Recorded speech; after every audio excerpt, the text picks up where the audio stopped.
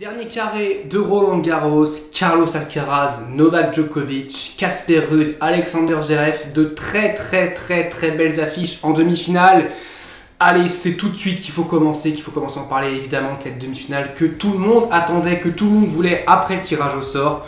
On la voulait, on l'aura maintenant, on va voir ce que ce match va donner. Est-ce qu'on va avoir un match qui va être épique? Est-ce qu'on va avoir une rencontre exceptionnelle entre les deux? La première à Madrid l'année dernière avait été excellente, on avait attendu toute la saison qu'il y ait un nouveau duel Alcaraz-Novak Djokovic, on n'en a pas eu. Début de saison, on n'en a pas eu. Et là, ça y est, enfin, on va pouvoir avoir ce Carlos Alcaraz-Novak Djokovic. Ça faisait un an qu'on attendait ça depuis cette demi-finale à Madrid qui avait été incroyable, remportée, je rappelle, par Alcaraz 7-6 au troisième set, 4x6. En plus, c'est dans un match au meilleur des 5 sets à Roland Garros. Franchement, c'est un match que j'attendais particulièrement, que je pense beaucoup attendaient. Tout le monde voulait cette demi-finale, rêver entre Novak Djokovic et Carlos Alcaraz. Les fans de tennis en général, je pense, voulaient cette demi-finale parce que voilà, c'est la nouvelle génération contre l'ancienne. C'est 22 titres du Grand Chelem qui est à 2 matchs d'aller chercher le record, 23 titres, mine de rien, contre un titre du Grand Chelem. C'est le nouveau numéro 1 mondial contre celui qui a été numéro 1 mondial le plus de semaines. Le plus de semaines cumulées au total, Novak Djokovic. C'est Alcaraz contre Djokovic. Est-ce que ça va être un témoin? Est-ce qu'Alcaraz va prendre le flambeau, on va dire un petit peu, de la part de Novak Djokovic? Et ça y est, dira Djokovic, maintenant le patron, c'est moi. Est-ce que Djokovic va encore faire durer le plaisir et remporter un 23e Roland... Enfin, pas un 23e Roland Garros, c'est pas Rafael Nadal, un 23e Grand Chelem. Voilà, il y a toutes ces questions-là qui se posent.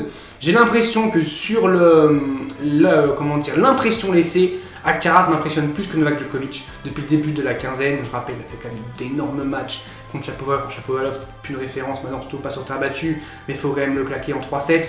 Il y a eu contre Musetti, là par contre, c'était vraiment un énorme match à part d'Alcaraz. Et surtout la démonstration contre Stefanos Tsitsipas. Mais alors ça, 6-2, 6-1, 5-2, il est à 2 points d'aller mettre 6-1, 6-2, 6-1, 6-2. Au final, il y a une petite rébellion de Tsitsipas, et heureusement pour que ça fasse 6-2, 6-1, 7-6.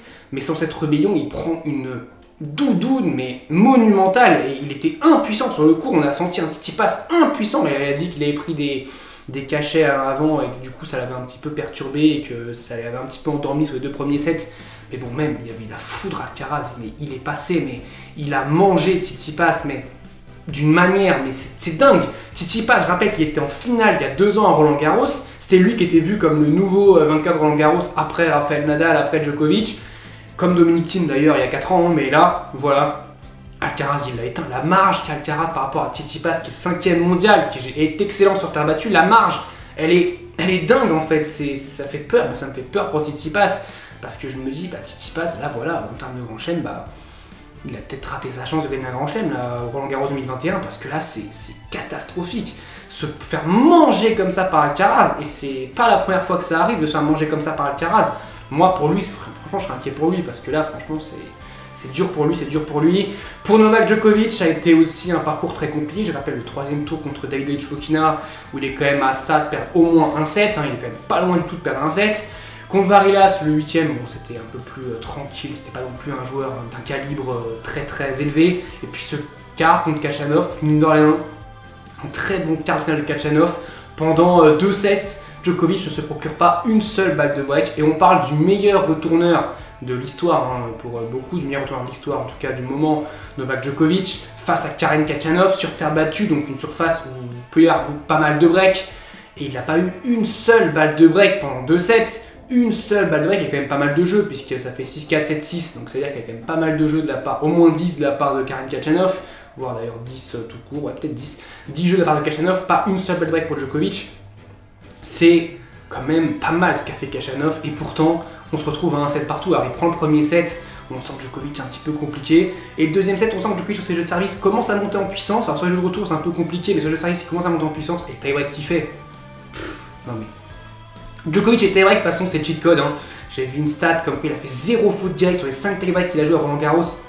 0 faute directe, je sais pas si on se rend compte en fait à quel point quand les moments importants arrivent, il cadenasse le match. Ça veut dire il fait voilà, viens me chercher, tu me fais le coup gagnant, bravo, bah tu vas faire plus souvent la faute que le coup gagnant.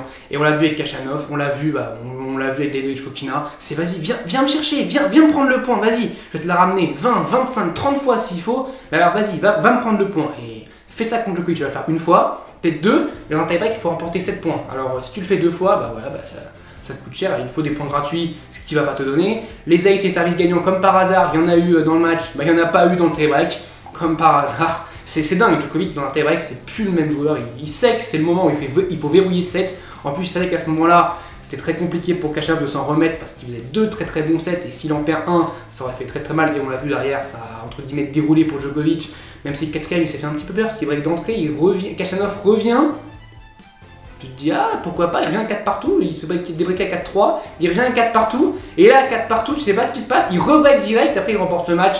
Donc voilà, pour moi, c'est la demi-finale rêvée. On a un Alcaraz qui, je trouve, est plus impressionnant que Djokovic, et je comprends que Alcaraz soit favori de ce match par rapport à ce qu'on a vu depuis le début de la quinzaine, les tendances qu'on a vues depuis le début de la quinzaine, par rapport aussi, comment dire, voilà, au niveau produit entre les deux.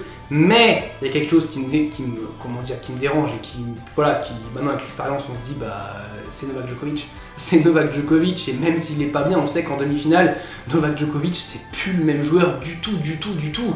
Et la dernière fois que Djokovic a perdu une demi-finale, ça devait faire il y a très longtemps. Je dirais que c'est peut-être Roland Garros 2019 où il perd en demi-finale contre Dominic Thiem. Sinon j'ai pas de souvenir, peut-être une autre demi-finale. J'ai pas souvenir d'une demi-finale plus tôt que celle-ci où il perd en demi-finale Djokovic. Voilà, j'ai Roland Garros 2019 en tête contre Thiem où il perd en 5-7, c'est le dernier souvenir que j'ai, j'en ai pas d'autres, donc voir Djokovic faire une demi-finale c'est quand même quelque chose de très rare. Là voilà, on peut se dire il joue en espagnol, est-ce qu'il peut avoir peur? Déjà il n'a pas peur de Rafael Nadal, il n'aura pas peur de Carlos Alcaraz, c'est évident. En plus, il y a des conditions où ça va jouer à 15h, ça va jouer en première rotation. Il peut y avoir un temps orageux, donc on ne sait jamais, ça peut peut-être basculer en indoor. En indoor, on sait que Djokovic, c'est encore une fois un cran au-dessus. Donc à voir, mais même sur une terre battue, j'ai envie de dire, même sur une terre battue à 15h, Djokovic s'en fiche. Il va aller au charbon, il va aller le chercher. Pour moi, je vois Djokovic remporter ce match à l'extérieur, je me dis sur un 4 ou 5-7. Je vois Alcaraz remporter le premier set, en fait, je me dis qu'il va commencer le match plus rapidement que Djokovic, il va mieux se lancer dans le match. Et je pense qu'il peut plier le premier set, je sais pas, en 35-40 minutes, ce qui est quand même déjà rapide par rapport face à un Novak Djokovic, je trouve ça plutôt rapide. Un petit 6-3, 6-4 avec un break d'entrée et puis après on n'arrive pas à débreaker. Et puis je me dis que petit à petit Novak Djokovic va tisser sa toile et à force de tisser sa toile, il va emprisonner le jeune Carlos Alcaraz qui reste un très jeune joueur. Donc je me dis qu'on peut encore avoir un moment, des petits moments où on se dit oui quand même mine de rien, il a 20 ans donc oui c'est normal qu'il rate des points. Je me dis que voilà, dans ce côté là, Djokovic peut prendre Alcaraz à l'expérience en 4 ou 5 et franchement je vois Alcaraz en plus remporter le premier set, donc je vois Djokovic petit à petit monter en puissance et plus le match avance, plus Djokovic va être comme ça. Alcaraz va rester comme ça et je pense que Djokovic va monter petit à petit, puis il y a peut-être un moment Alcaraz va commencer à descendre en voyant que Djokovic monte et puis la courbe va s'inverser et à voir quand la courbe va s'inverser. Si la courbe s'inverse à 2-7-0, 5-3 pour Alcaraz, ce sera peut-être déjà trop tard pour Djokovic, mais si la courbe s'inverse, je sais pas, à 1-7 partout, 4 partout dans le troisième set, là pour moi ça sera très dur pour Carlos Alcaraz et ce serait énorme qu'Alcaraz batte Novak Djokovic, ce serait vraiment énorme et je pèse mes mots qu'il fasse ça. Mais j'ai l'impression que Djokovic, je sais pas, en fait c'est ça qui est dingue, c'est que t'as l'impression qu'il est pas si bon que ça et pourtant il est clinique, en fait il est clinique, il réussit sa partition et c'est fini. C'est Novak Djokovic, voilà, de toute façon c'est le meilleur joueur du monde Novak Djokovic, donc il n'y a rien à dire là-dessus. La deuxième demi-finale aussi, moi que j'attends quand même pas mal, qui est très intéressante, alors beaucoup vont dire c'est quand même beaucoup moins intéressant qu'Alcaraz Djokovic, ce qui est peut-être pas faux, mais c'est quand même une demi-finale très intéressante. C'est Casper Ruud qui retourne en demi-finale un an après sa finale, et puis Alexander Zverev. C'est quand même une très belle histoire, un an après sa terrible blessure, on n'arrête pas de le dire, sa terrible blessure survenue l'an dernier en demi-finale face à Rafael Nadal, où d'ailleurs il avait quand même un niveau exceptionnel. C'est beau d'avoir quand même ces deux joueurs-là qui, Casper Ruud a un début de saison très compliqué, Alexander Zverev aussi pour des raisons différentes, et Casper Ruud avait fait une exhibition en décembre et du coup il n'avait pas fait sa préparation foncière, donc du coup il est arrivé un petit peu mort pour ce début de saison. Zverev, il a eu sa blessure, donc tant qu'il se remette. J'avais dit en plus que Zverev allait revenir à son meilleur niveau pour Roland Garros, et c'est le cas, c'est tant mieux pour lui en plus d'ailleurs, parce que maintenant, à partir de maintenant, Alexander Zverev n'a plus un seul point à défendre. Donc à titre personnel, pour lui, c'est très bien, mine de rien, parce qu'il n'a plus un seul point à défendre, il a 0 point à défendre, et il aurait pu perdre tellement de points, 720 points, et bien il va les garder ces 720 points, et peut-être même en avoir plus.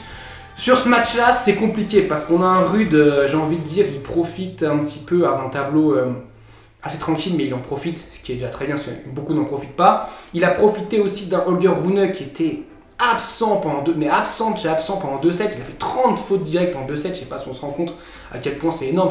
Les 2 sets ont duré 1h05, je crois, donc ça fait quasiment une faute toutes les 2 minutes. C'est énorme, franchement c'est énorme, 30 fautes directes contre un Rude qui donnait pas beaucoup. Donc j'ai un petit peu une interrogation sur Casper Ruud, quel est son vrai niveau, je sais pas. Est-ce que c'est pour moi plus Rune qui lui a donné le match plutôt que lui qui a été le chercher, mais aussi il n'a pas fait les fautes, ce qui est son style de jeu, donc il n'a pas fait les fautes. Moi je pense que Zverev est quand même moins cramé que Holger Rune. Physiquement, Holger Rune, on sentait quand même que dans le match face à Sterundolo, il avait les jambes un petit peu cramées. Je me dis Zverev, il y a aussi cette histoire-là, il va être soutenu par le public parce qu'il y a eu cette histoire en finale l'année dernière, cette envie de revanche, cette envie de vaincre. Je me dis que Zverev, pour moi, paraît un petit peu plus favori, mais ça reste quand même très serré parce que Ruud va lui remettre la balle, va faire le mur et on ne sait jamais ce qui va se passer. Mais pour moi, ce qui va primer, c'est la qualité de service de Zverev. S'il sert très bien, je ne vois pas Ruud battre Alexander Zverev. Et pour moi, on va voir Zverev en finale, ce serait vraiment un beau clin d'œil après ce qui s'est passé l'année dernière. Et puis une petite finale Djokovic-Zverev, franchement, moi ça me ferait rêver. Ça peut être Alcaraz-Ruud aussi, ce serait quand même pas mal. Ça peut être aussi Alcaraz-Zverev, ça peut être aussi Djokovic-Ruud. Franchement, les 4 finales, les 4 probabilités me vont. Dites-moi vous, quelle finale vous voulez voir, qui vous voyez remporter la première demi et la deuxième demi. Je vous dis salut à tous, portez-vous bien.